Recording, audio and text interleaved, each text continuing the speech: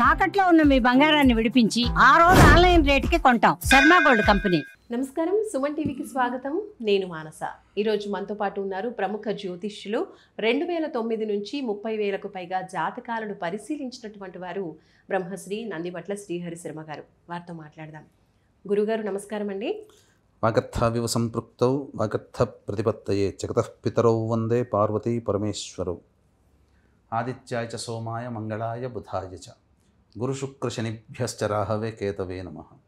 శృంగేరి జగద్గురు పీఠాధిపతులకి, కంచి పీఠాధిపతులకి నమస్కారములు తెలియజేసుకుంటూ కార్యక్రమాన్ని ప్రారంభిద్దాం.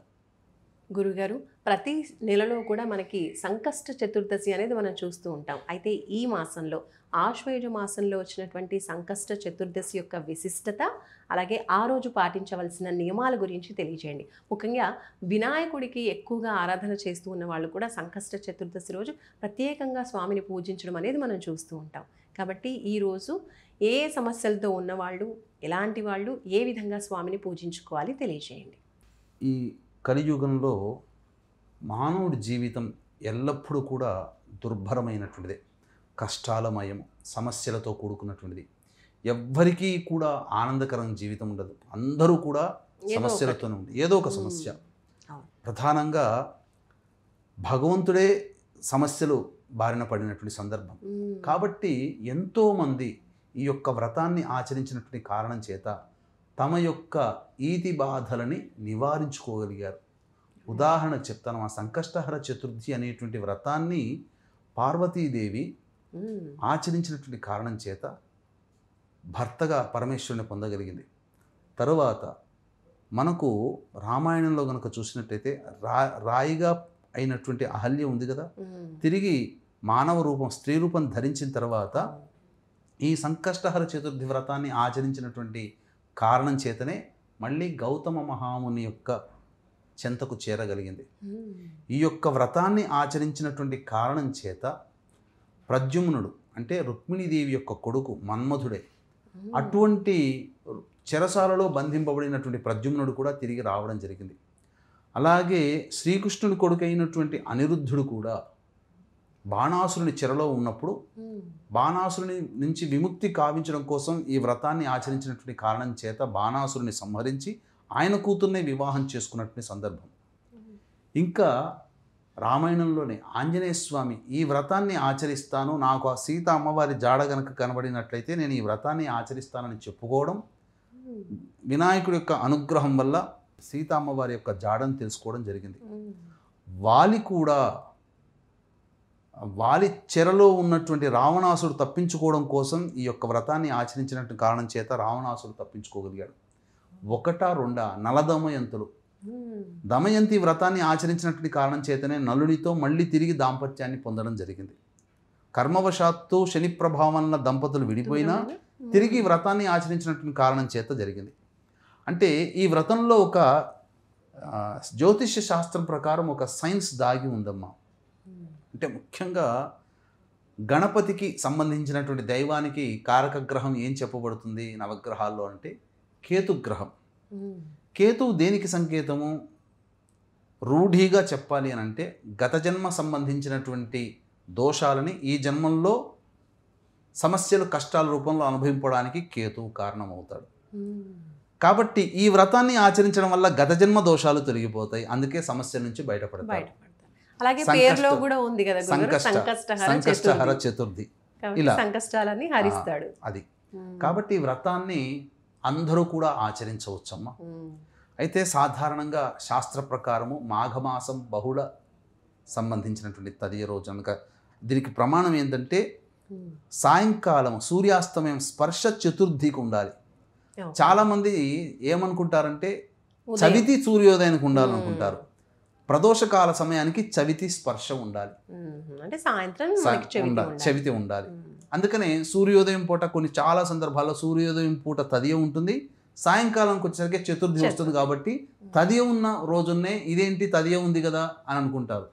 కానీ ఈ ఆశ్వీజ మాసం వచ్చేసరికి సాయంత్రం 7:47 వరకు కూడా చవితి తిథి ఉంది. కాబట్టి 10వ తారీఖు రోజునే మనం ఆచరించాలి ఈ యొక్క సంకష్టహర చతుర్థిని. అయితే ఎలా చెప్పబడి ఉంది శాస్త్ర ప్రకారం అంటే 21 సార్లు చెప్పబడి ఉంది. 21 సార్లు. కాబట్టి ఈ 21 సార్లు చెప్పబడ్డప్పుడు ప్రతి నెల పౌర్ణమి తర్వాత వచ్చే సంకష్టహర చతుర్థి నాడు ఆచరిస్తే 21 మాసాలు అవుతుంది.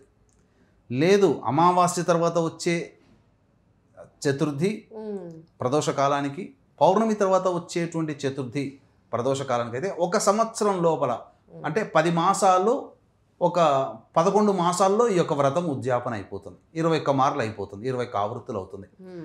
7 అనేటువంటి సంఖ్య కేతుగ్రహానికి సంబంధించింది. ఇంటూ 3, 7 3 21. కాబట్టి కేతుగ్రహానికి పూర్తిగా సంబంధించినటువంటి వ్రతం. కలౌ చండీ వినాయకు కాలభైరవ. కలియుగంలో ఈ యొక్క చండీ, కాలభైరవుడు మరియు వినాయకుడు అత్యంత శీఘ్ర ఫల ప్రదాతలుగా చెప్పబడి ఉంది. కాబట్టి వ్రతాన్ని అందరూ కూడా ఆచరించవచ్చు. దీనికి కుల మత వర్ణ భేదం అంటూ ఏదీ లేదు. అన్ని వర్ణముల వాళ్ళు, అన్ని వయస్సు కలిగినటువంటి వాళ్ళు, అన్ని ఇబ్బందుల్లో ఉన్నటువంటి వాళ్ళందరూ కూడా ఈ వ్రతాన్ని ఆచరించవచ్చు. దీనికి నియమమల్లా కూడా ఏంటంటే శివరాత్రి రోజున, ఏకాదశి రోజున ఎలాంటి ఉపవాసం ఉంటుందో అలాంటి ఉపవాసమే ప్రధానం ఇక్కడ. మిగతాదంతా కూడా పేరులోనే ఉంది గణపతి కాబట్టి గణపతి ఆరాధన చేసుకోవాలి. ఇది నియమం. ఈ నియమాన్ని ఆచరించినటువంటి కారణం చేత ఒకానొక సమయంలో ఇంద్రుని యొక్క విమానం ప్రయాణిస్తూ ఉంటే పాపాత్ములు ఉన్నటువంటి రాజ్యం గుండా వెళ్ళడం వల్ల ఆ విమానము ఆ పాపాత్ముల గాలి సోకి ఆగిపోయింది. అంతటా ఆ యొక్క రాజ్యాన్ని పరిపాలిస్తున్నటువంటి రాజుకు కబురంపుతాడు, నీ యొక్క రాజ్యంలో ఇలాంటి వాళ్ళు ఉన్నారు కాబట్టి నేను ప్రయాణం చేయలేకపోతున్నాను, కాబట్టి ఎలాగైనా కానీ సంకష్టహర చతుర్థి వ్రతాన్ని ఆచరించినటువంటి వ్యక్తులు ఆ ఒక్కరోజు పుణ్యం నాకు ధారపోస్తే నేను స్వర్గానికి వెళ్ళిపోతానని చెప్పగా ఊరంతా చాటింపు ఇస్తాడు. ఎవ్వరు కూడా వ్రతాన్ని ఆచరించినట్టు దాఖలాలు కనబడవు. కానీ ఒక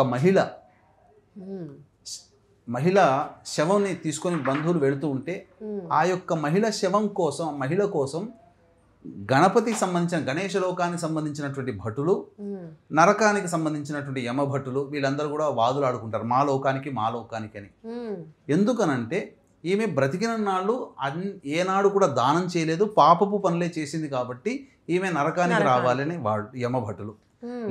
లేదు ఈ యొక్క సంకష్టహర చతుర్థిని వ్రతంగా ఆమె అనుకొని చేయకపోయినప్పటికీ మామూలుగా సాధారణంగా చేసిన వ్రతం అంతా ఆ రోజంతా ఉపవాసం ఉంది కాబట్టి వ్రతం యొక్క ఫలితం ఆమె పొందింది కాబట్టి మా లోకానికి రావాలని చెప్పి గణేష లోకానికి సంబంధించినటువంటి సేవకులు అడగడం జరిగింది.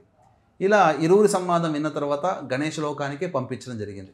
ఆ యొక్క శవము ఆ యొక్క విమానం కింద గుండగా వెళ్ళిపోతున్నప్పుడు ఆ శవాన్ని తాకిన గాలి వెళ్ళి విమానాన్ని తాకడం చేత విమానం ప్రయాణం ప్రారంభించింది.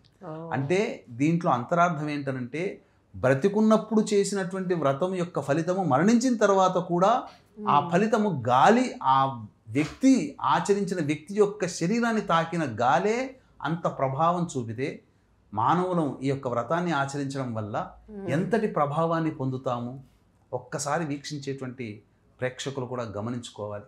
కాబట్టి ఈ వ్రతాన్ని అత్యంత తేలిగ్గా అందరూ కూడా ఎంతో నియమంగా చేసుకుంటే తప్పకుండా వాళ్ళ యొక్క కష్టమైనటువంటి పనులు ఏవైతుంటే అవన్నీ కూడా తొలగిపోతాయి, సులభంగా వాళ్ళు జీవితంలో ఉన్నత స్థానానికి చేరుకుంటారని చెప్పవచ్చు. మరి ఏ విధంగా చేసుకోవాలి సంకష్ట చతుర్దశి వ్రత విధానం గురించి, పూజా విధానం గురించి కూడా తెలియజేయండి గురువుగారు. తప్పకుండానమ్మా. వీక్షించేటువంటి ప్రేక్షకులు కూడా గమనిక, ఈ నెల 18వ తారీఖు రోజున శనిత్రయోదశి మరియు ధనత్రయోదశి రెండూ కూడా ఒకే రోజు సంప్రాప్తించినటువంటి అత్యంత పుణ్యదినం. అంటే శనిత్రయోదశి వలన శని ప్రభావం వలన గత జన్మ కర్మదోషాలు తొలగిపోయి ఆనందకరమైన జీవితాన్ని పొందుతాం. ధనత్రయోదశి వల్ల నూతన జీవితాన్ని పొందుతాం, సమస్యల నుంచి బయటపడి ఆనందకరమైన జీవితం. కాబట్టి ప్రేక్షకులు ఎవరైనా కానీ జాతకరీత్యా కలుగు విద్య, వివాహ, ఉద్యోగ, దాంపత్య, అనారోగ్య సమస్యల నివారణకి మరియు శని ప్రభావానికి గురైనటువంటి మేష, మిథున, కర్కాటక, సింహ, కన్య, వృశ్చిక, ధనుస్సు, కుంభ, మీన రాశిలో జన్మించినటువంటి వారికి శనిదోష పరిహారార్థమే శనిదోష నివారణ, అఘోర పాశ్వత మంత్రహోమాలు, అలాగే సంబంధించినటువంటి ధనత్రయోదశి కాబట్టి లక్ష్మీ కుబేర మూలమంత్ర హోమంలో జరిపించడం జరుగుతుంది. 18వ తారీఖు రోజున సాయంకాలం 6 గంటలకు ప్రారంభమవుతుంది. 5 గంటల లోపల మీ గోత్రనామాదులు నమోదు చేసుకోవచ్చు. శని అంటేనే కరుంగలి మాల అంటేనే జమ్మి చెట్టు నుంచి వస్తుంది. శనికి ఇష్టమైనటువంటి వృక్షము జమ్మి చెట్టు. కాబట్టి ఈ యొక్క కార్యక్రమంలో నమోదు చేసుకున్నటువంటి వాళ్ళకి శక్తిపాతం చేసినటువంటి కరుంగలి మాల ఇవ్వడం జరుగుతుంది. అవకాశం ఉన్న వాళ్ళు కార్యక్రమం తదనంతరం కాంటాక్ట్ చేసి పూర్తి వివరాలు తెలుసుకోవచ్చు.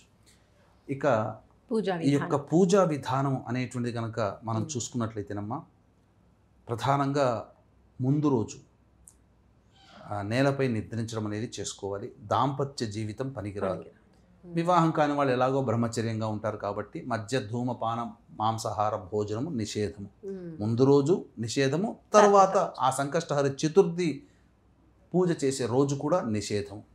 సూర్యోదయానికంటే ముందే లేచి కాలకృత్యాదులు తీర్చుకొని చక్కగా గణపతి విగ్రహానికి కానీ గణపతి చిత్రపటానికి కానీ లేదా ఈ సంబంధించినటువంటి ఈ శ్వేతార్కము తెల్ల జిల్లేడుతో చేయబడినటువంటి గణపతి విగ్రహం లేదా వెండితో కానీ రాగితో కానీ రాతితో కానీ ఇత్తడితో కానీ ఏ విధమైనటువంటి లోహంతోనైనా కంటే లోహంతో చేసినటువంటి విగ్రహము, ఈ యొక్క చెప్పబడినటువంటి లోహాలతో చేసినటువంటి విగ్రహాన్ని చక్కగా మీరు పూజా స్థలంలో పెట్టుకొని కొంతమంది పసుపు గణనాథుని కూడా చేసుకుంటారు. ముందుగా ఏంటంటే మనము వినాయక వ్రతకల్పం గనక పుస్తకాన్ని దగ్గర పెట్టుకుంటే చాలా ఈజీ అవుతుందమ్మా. కాబట్టి వినాయకుడి పూజ చేసుకున్న మొట్టమొదలు మళ్ళీ గణపతిని మహాగణపతిని పూజ చేసి తదనంతరం వినాయక వ్రతకల్పం. అలాగే సంకష్టహర చతుర్థి అనేటువంటిది గణపతికి సంబంధించినప్పటికీ కూడా ముందుగా గణపతి పూజ చేసుకోవాలి, సంకల్పం చేసుకుని తర్వాత సంకష్టహర చతుర్థి వ్రతం అని దొరుకుతుంది. ఆ వ్రతాన్ని ఆచరించాలి. ముఖ్యంగా అర్చన ఇవన్నీ కూడా గరిక అంటే మహాప్రీతి, చక్కగా అర్చన చేసుకోవాలి, గణపతి అష్టోత్తరం చదువుకోవాలి, దేవాలయానికి వెళ్ళి మళ్ళీ గణపతికి అభిషేకం అన్ని జరిపించుకొని ఆ మధ్యాహ్నం అంతా కూడా ఉపవాస నియమాన్ని పాటించాలి. నిద్రపోకూడదు, గణపతి నామాన్ని స్మరించుకుంటూ ఉండాలి. సూర్యాస్తమయం అయిన తర్వాత అప్పుడు మళ్ళీ గణపతి పూజ ప్రారంభించుకోవాలి. చక్కగా గణపతి పూజ చేసుకొని 3 పిడికిళ్ళు ఆ యొక్క గణపతి ముందర వేసుకొని అప్పుడు గణపతి పూజ యథావిధానంగా చేసుకుని 21 మోదకాలని తయారు చేసుకోవాలి. తయారు చేసుకొని ఒకటేమో గణపతికి నైవేద్యంగా పెట్టాలి, 10 ఏమో తాను ఉంచుకోవాలి, 10 భక్తులకి పంచాలి పూజ చేసిన తర్వాత. ఆ తర్వాత ఓం గం గణపతయే నమః అంటూ ఆ పూజలో ఒక 108 సార్లు ఈ మంత్రాన్ని జపించాలి. సంకల్పం చేసుకోవాలి, కష్టము తొలగిపోవాలి, సమస్యలు తొలగిపోవాలి, ఆనందకరంగా జీవించాలి అని చెప్పి సంకల్పం చేసుకొని ఈ యొక్క వ్రతాన్ని గనక ఆచరించి 10 మోదకాలని లడ్డూల్ని పంచి ఆ 10 మోదకాలను తాను భుజించవచ్చు. 3 పిడికిళ్ళ బియ్యాన్ని ఆ సంబంధించినటువంటి మళ్ళీ ఆ వంట వండుకొని భోజనం చేయవచ్చు. ముందైతే గణనాథుడి దగ్గర 3 పిడికిళ్ళ బియ్యం పెట్టాలంటారు. అది ఆ విధంగా చేసి చంద్రుణ్ణి చూసి నమస్కారం చేసుకొని చంద్రునికి అర్ఘ్యం ఇవ్వాలి. ఓం సోమాయ నమః తర్పయామి, ఓం సోమాయ నమః తర్పయామి, ఇలా 11 సార్లు తర్పణం వదిలేసేసి అప్పుడు ఇంటికి వచ్చి భోజనం చేయాలి. ఈ విధంగా చేసినటువంటి వ్యక్తికి గణపతి యొక్క అనుగ్రహం వలన సర్వ దోషాలు, జాతకపరమైన దోషాలు తొలగిపోతాయి. అసలు ఈ యొక్క సంకష్టహర చతుర్థి వ్రతాన్ని ఎవరైతే నియమ ప్రకారం ఆచరిస్తారో అసలు ఏ గ్రహాలు దోషాలు ఉన్నాయో ఆ గ్రహ దోషాలన్నీ పోతాయి. ఎందుకంటే గత జన్మలో చేసినటువంటి పాపకర్మ ప్రభావంలో కన్నా ఆ పాపకర్మలు అనుభవించడానికి వీలుగా గ్రహస్థితి ఉండగా జన్మిస్తాడు మానవుడు. ఆ పాపగ్రహాలు కేతు గ్రహానికి సంబంధించినవి కదా గత జన్మ దోషాలు ఉన్నప్పుడు ఆ కేతు యొక్క అనుగ్రహం కలిగితే ఆ దోషాలు తొలగిపోయి వ్యతిరేకంగా ప్రయాణించి దుష్ఫలితాలు ఇస్తున్నటువంటి గ్రహాలు కూడా అనుకూలమైనటువంటి ఫలితాలని ఇవ్వడం జరుగుతుంది రుజు మార్గంలో. ఈ విధంగా అందరూ కూడా ఆచరించవచ్చు. గురుగారు చాలా చక్కగా చాలా క్లియర్గా తెలియజేశారు. అందరూ అంటూ ఉంటారు సంకష్ట చతుర్దశి గణనాథుడికి అభిషేకం చేయించుకోవాలి అని చెప్తూ ఉంటారే తప్ప ఇంత క్లియర్గా ఈ విధంగా చేసుకోవాలి, ఎప్పటి నుంచి అసలు ఈ సంకష్ట చతుర్దశి ఉంది అనేది పూర్వం నుంచి కూడా తెలియజేశారు. అంతేకాకుండా గణపతికి ప్రీతికరమైనటువంటి నివేదన అంటే దీపారాధన చాలా ప్రీతికరం కాబట్టి ఈ దీపారాధనలో 3 ఒత్తులు వెలిగించాలి. 1 ఖచ్చితంగా ఉత్తరం వైపున ఉండాలి, 2 దేవుడిని చూస్తూ ఉండాలి. ఇలా కానీ ఆ సంబంధించినటువంటి దీపారాధన కూడా గరికలో సాధారణంగా చాలామంది ఏం చేస్తారంటే తమలపాకు మీద వేస్తారు. కానీ గరికను తెప్పించి ఆ గరిక మీద గనక దీపారాధన చేస్తే గణపతి మహాసంతుష్టుడు అవుతాడట. అంటే పెట్టే దీపం గరిక పైన పెట్టాలి. అది తూర్పు వైపున 2 ఒత్తులు ఉండేటట్టుగా 1 ఉత్తరం వైపున ఉండేటట్టుగా అనేటువంటిది దీపం అనేటువంటిది ఆ విధంగా మీరు ఏర్పాటు చేసుకోవాలి సంకష్ట చతుర్దశి రోజు. రైట్ గురుగారు, సంకష్ట చతుర్దశి గురించి చాలా వివరంగా తెలియజేశారు గురుగారు. ధన్యవాదాలు. సర్వం శ్రీ ఉమామహేశ్వర పరబ్రహ్మార్పణమస్తు.